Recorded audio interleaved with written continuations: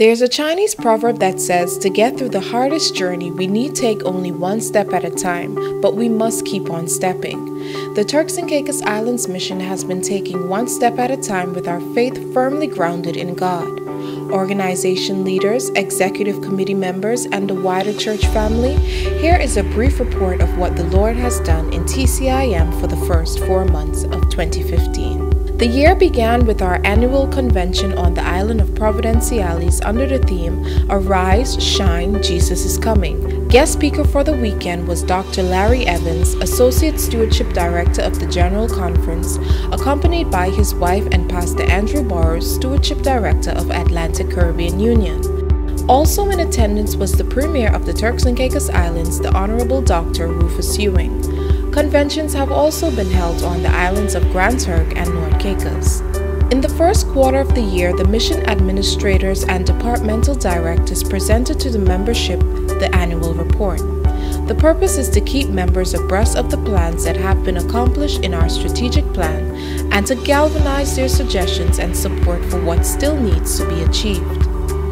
In the month of February, the mission embarked upon the island-wide evangelistic campaign on the island of Providenciales with international evangelist Pastor Cheyenne O'Connor, president of the Cayman Islands Conference, under the theme, Countdown to the End.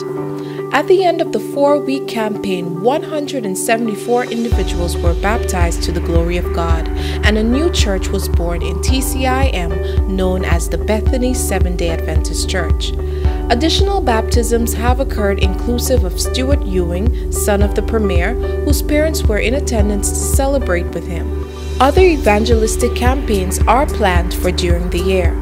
There have been 182 baptisms to date, which represents 107% of the mission's union goal. Our flagship educational institution, Maranatha Academy, continues to make us proud.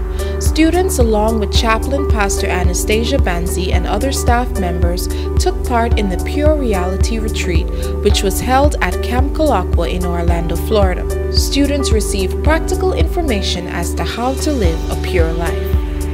The school also participated in the Fortis TCI 2015 Science Fair and gave an excellent presentation on the multifaceted commercial, industrial, and health uses of local seaweed. This earned them second place, particularly in the graphic arts section.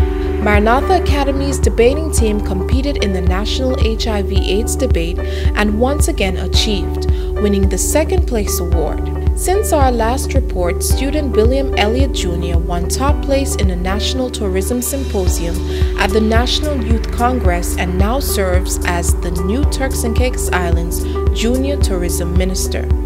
The school continues to touch the lives of individuals through their day of kindness.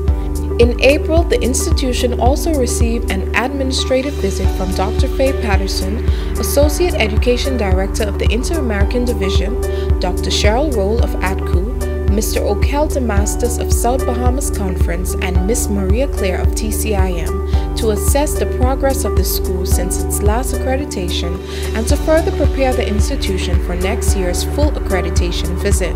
When U.S. President Barack Obama visited Jamaica in April, so did the TCIM President, Pastor Michael A. Smith, who was guest speaker during Northern Caribbean University International Diversity Celebrations at both Thursday's Assembly and the Divine Service on Sabbath. Earlier this year, the youth of our churches embraced the vision of Global Youth Day and went into the streets to be the sermon. The youth visited individuals in the community and gave them food baskets and prayed with them. Then, a delegation of 40 youthful individuals traveled to the Bahamas for the first Atlantic Caribbean Union Pathfinder Camporee. The experience was a rewarding one for the mission Pathfinders as they interacted with other young people. At the Camporee, our Pathfinders were first place winners of the sports competition and the exhibitions.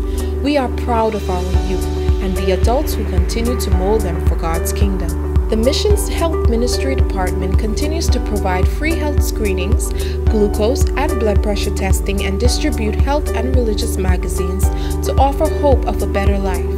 Members of our mission joined in the world mass distribution on April 18, distributing the book Health and Wellness to persons in TCI. Recently, we conducted our annual health fair in North Caicos, and this will be replicated on each of our main islands throughout the year.